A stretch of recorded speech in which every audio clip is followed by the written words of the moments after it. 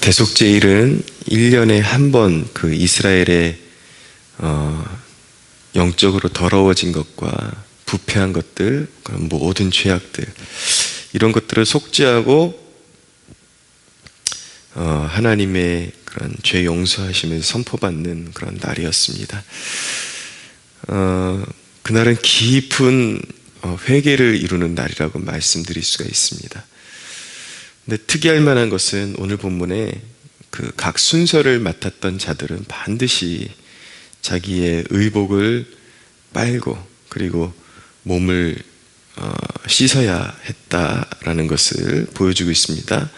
먼저 그 제사를 집전했던 아론 자신이 그렇게 해야만 했고, 그 다음에 그 아사셀 염소를 그 광야로 내보낸 사람, 그 사람도 옷을 빨고 물로 몸을 씻어야만 했고, 그 다음에 그 제사를 지낸 다음에 남아있던 그 짐승의 가죽과 고기와 똥을 이제 밖으로 내다 불사를 하고 말씀하셨는데, 그 일을 맡았던 자도 역시 의복과 몸을 씻어야만 했습니다.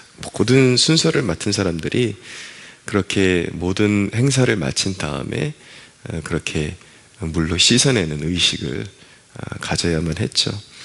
자, 그것은 이 제사의 처음부터 끝까지 가장 요구되는 것이 무엇인가? 바로 거룩해야 한다. 처음부터 끝까지 제사를 마친 이후에도 그 거룩을 유지해야 그것이 하나님께서 받으시는, 연락하시는 제사가 된다라는 것을 보여주고 있는 것입니다. 또 한 가지 특이할 만한 것은 그 대속죄일에 29일에 보면 29절에 보면 너희는 영원히 이 규례를 지킬지니라. 일곱째 달 곧 그 달 10일에 너희는 스스로 괴롭게 하여 아무 일도 하지 말라. 성경에 하나님께서 정하신 그 여호와의 성일, 성일들의 대부분의 그 공통적인 특징은 무엇이냐면 아무 일도 하지 말라는 것입니다. 그 일에 집중하라라는 것이죠. 오늘날 대속제일이 따로 존재하지는 않습니다, 신약의 성도들에게.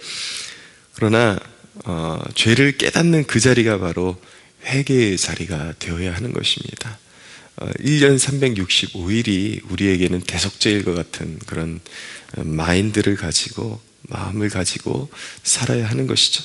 때때로 더 깊은 회개가 필요할 때 성령님께서 마음을 자극하시고, 무언가 하나님과의 그 해결해야 될 죄의 문제가 있을 때에 때때로 깊은 회개의 자리로 나아갈 수가 있는 것입니다. 저는 이 대목에서 우리의 삶 가운데 거룩한 멈춤이 필요하다라는 것을 제안하고 싶습니다. 우리 현대인들이 특별히 너무나도 바쁜 일정을 빠듯하게 살아가고 있는데, 물론 우리가 회개라는 것은 특별한 장소나 특별한 시간을 떠나서 성령님께서 마음을 자극하시면 그 자리에서 이제 우리는 곧바로 회개를 할 수가 있습니다. 그러나 우리가 한 해를 살아가면서 정말 그 하나님 앞에 그 집중적인 그런 회개의 시간, 관계의 회복을 위해서 무언가 하던 활동을 멈추고 따로 거룩하게 시간을 떼어서 하나님께만 집중하는 시간이 필요하기도 하다라는 것이죠. 그래서 무조건 달려가기보다 이렇게 어떤 거룩한 멈춤을 통해서 하나님과의 그런 어떤 묵혀있던 그런 관계적인 면에서 묵혀있던 것들을 청산하고 하나님과의 그런 원활한 관계를 다시 회복하는 시간들이 반드시 필요하다라는 것을 여러분들과 나누고 싶습니다. 그런 거룩한 멈춤에는 몇 가지의 중요한 의의가 있습니다. 첫째는 거룩한 멈춤은 하나님께 집중하는 시간인 것입니다. 여러분, 예를 들어드리면 자녀와 어떤 관계에 어떤 깊은 골이 생겨서 틀어져 있었는데 자녀가 부모를 굉장히 서운하게 하고 부모에게 굉장히 그 마음을 상하게 하는 일을 계속 저질렀는데 그것이 깊은 골로 남아있는데 자녀가 그냥 장난치면서 장난치듯이 지나치면서 그냥 미안해요 라고 그렇게 한마디 한다면, 물론 어지간 일을 하는 일은 부모와 자식 관계에 그 정도만 해도 부모는 또 그거를 진심으로 받아들일 수 있을 것입니다. 그것이 자녀와 부모의 관계죠. 그런데 아주 깊은 골이 쌓여 있었는데 너무나도 반성하는 기미도 없이 그냥 장난치듯이 지나치면서 툭 던지는 미안하다는 한마디가 부모의 상한 마음을 치유해 줄 리가 없겠죠. 아마 그렇게 자녀가 장난치듯이 그렇게 사과하는 것을 부모가 그렇게 좋아하지도 않을 것이고 원치도 않을 것입니다. 마찬가지입니다. 우리가 하나님 앞에 그런 어떤 하나님과 우리 사이에 깊은 골이 생겼는데, 우리의 죄의 문제로 우리가 늘 바쁜 일상에 쫓기면서 그냥 지나치듯이 내가 무엇을 잘못했는지에 대한 깊은 숙고도 없이 그냥 입의 습관처럼 이렇게 회개합니다. 잘못했습니다 라고 그렇게 하나님 앞에 말하는 것이, 고백하는 것이 하나님 보시기에 그렇게 마음에 썩 유쾌하지 않을 수도 있다라는 것이죠. 우리는 하나님의 그런 어떤 상한 마음을 만져드리기 위해서 온전히 하나님만을 바라보면서 마음을 쏟아드릴 시간이 필요한 것입니다. 그것이 바로 거룩한 멈춤의 의미인 것이죠. 두 번째로, 거룩한 멈춤은 죄에 대한 진지한 각성의 시간인 것입니다. 우린 성령님의 도움으로 우리의 삶의 그런 영역들 하나하나를 면밀하게 살펴볼 수가 있습니다. 예배는 우리가 잘 드리고 있나? 나의 예배에는 문제가 없나? 예배 시간에 더 신경 써서 도착할 수 있었는데, 예배 시간에 나의 좋지 않은 습관 때문에 번번이 늦는 그런 모습을 보이고 있지 않았나? 예배를 드리는 태도는 어떠했는가? 타성에 젖은 찬양, 그리고 말씀 들을 때에 너무나도 부주의하게 듣고 습관적으로 졸지는 않았는가? 그런 것들을 살펴볼 수가 있죠. 또 주위 사람들과의 관계에는 이상이 없는지 살펴볼 수가 있습니다. 혹시 내가 집착하는 사람은 없는지, 내가 하나님보다 더 소중하게 여기는 그런 존재는 없는지, 내가 문제가 생길 때마다 하나님보다 더 의지하는 사람은 없는지, 그리고 사람들과의 대화 속에서 유난히 그렇게 좀 신경질을 부리고 어떤 그렇게 마음을 상하게 한 그런 일은 없는지, 그런 일을 살펴볼 수가 있죠. 그리고 우리 삶의 가장 중요한 영역 중에 하나가 바로 돈 문제입니다.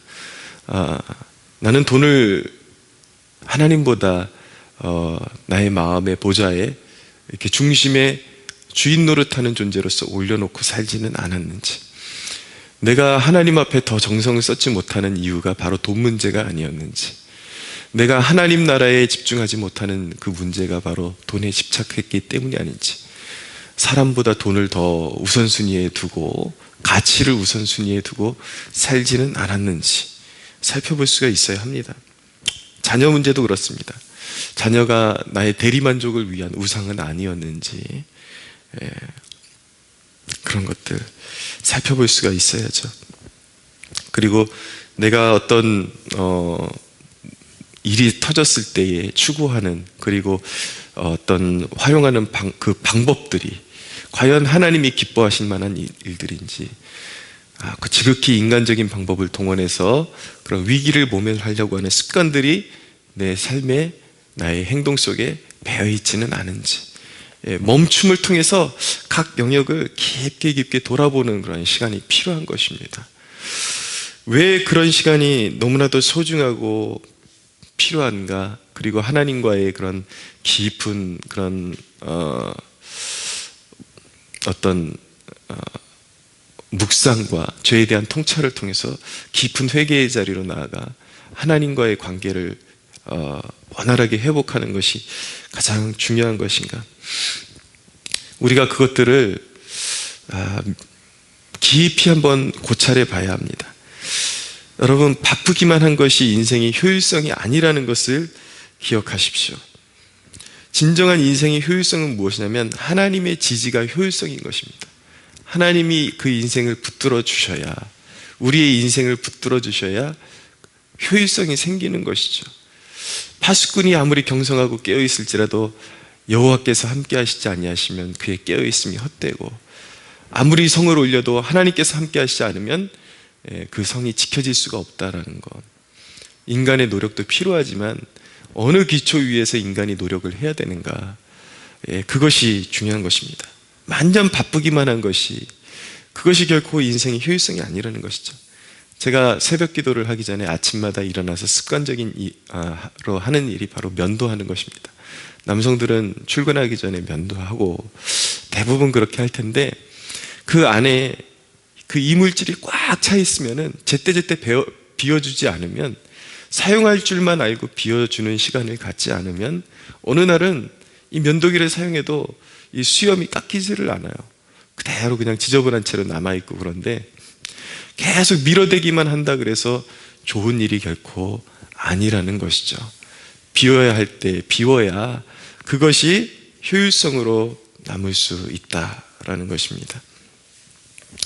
여러분, 현명한 나무꾼은 계속해서 도끼질만 하는 나무꾼이 현명한 나무꾼이 아니죠.